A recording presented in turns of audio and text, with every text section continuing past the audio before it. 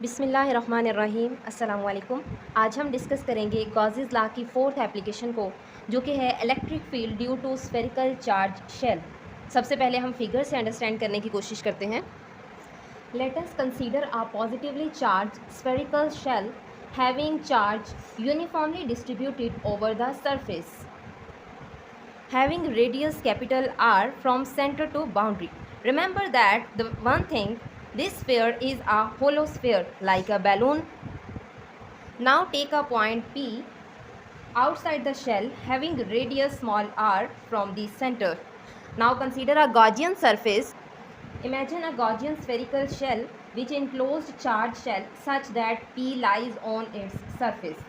Now take a small area element. यहाँ पर हम एक स्मॉल एरिया जो है वो कंसीडर करेंगे, जो कि परपेंडिकुलर है इस स्फीयर के। वी नो दैट ये परपेंडिकुलर होता है स्फीयर के ऊपर से।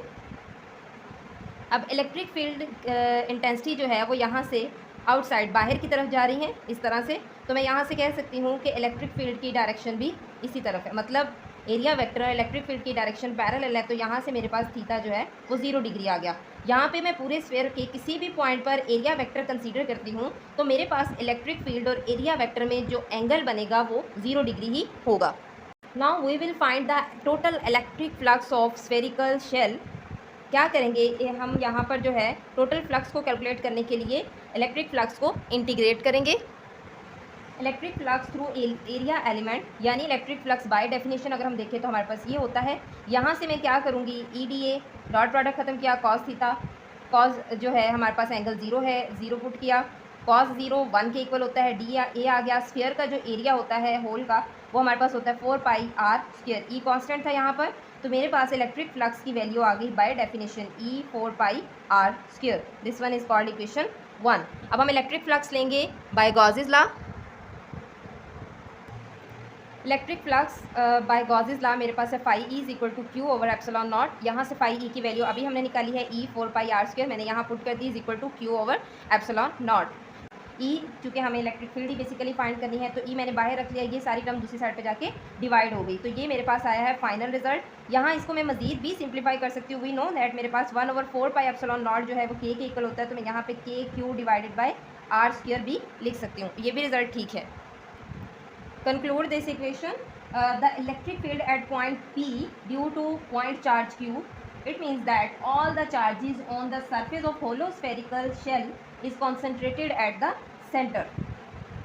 ये मेरे पास रिजल्ट आया है आउटसाइड का, यानी हमने बाहर एक गॉसियन सरफेस जो है वो कंसीडर की थी। अब हम बात करेंगे इनसाइड गॉसियन सरफेस की। यहाँ पर मैंने एक गॉसियन सरफेस कंसीडर की है इनसाइड। इस फिगर को हम अलग से भी ड्रॉ कर सकते हैं, लेकिन मैं यहीं पर समझा देती हूँ।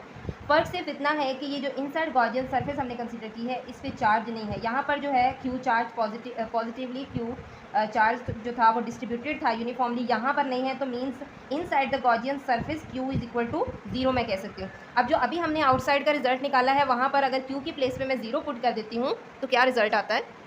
आउटसाइड वाले रिजल्ट में मैंने क्यू की प्लेस पे 0 पुट किया तो उसका होल रिजल्ट जो है वो 0 हो गया। Inside the Gaussian surface where charge is 0 the electric field is 0। एक और चीज़, अगर आपको पेपर में क्वेश्चन आ जाता है कि इलेक्ट्रिक फील्ड फाइंड करनी है, सेपरेट से पूछा जाता है कि स्फेरिकल चार्ज शेल की electric field inside electric field find करनी है, तो फिर आप ये सारा प्रोसीजर जो है अगेन करके फाइनल रिजल्ट जो है इलेक्ट्रिक फ्लक्स का इलेक्ट्रिक फील्ड का फाइनल रिजल्ट निकालने के बाद क्यू की वैल्यू 0 पुट करोगे। यहाँ पर तो मैंने आउटसाइड के लिए सारा प्रोसीजर कर लिया था, तो डायरेक्ट मैंने जो है वहाँ पर क्यू की वैल्यू पुट करके फाइनल रिजल्ट निकाला है। लेकिन आपने अगर ये सेपरेट क्वेश्चन आता है कि इनसाइड के लिए या आउटसाइड के लिए, तो फिर आप ये सारा प्रोसेस अगेन करोगे। जब इनसाइड के लिए सारा प्रोसेस हम अलग से करेंगे तो उसकी फ़िगर कुछ इस टाइप की बनेगी, यानी मैंने उसी फिगर में एडजस्ट कर दिया था। लेकिन अगर आप अलग से बनाना चाहो तो वो इस टाइप की होगी, यानी ये वाला जो है गॉसियन सरफेस इस पर कोई चार्जेस नहीं है। यहाँ पर क्यू जो है वो हमारे पास 0 होगा। यहाँ आउटसाइड पे चार्जेस हैं जिसका रेडियस जो है सेंटर से बाउंड्री तक कैपिटल R है। उम्मीद कर सकती हूँ कि आज के लेक्चर की आपको अच्छे से समझ आई होगी। थैंक यू सो मच, जज़ाकुमुल्लाह खैर।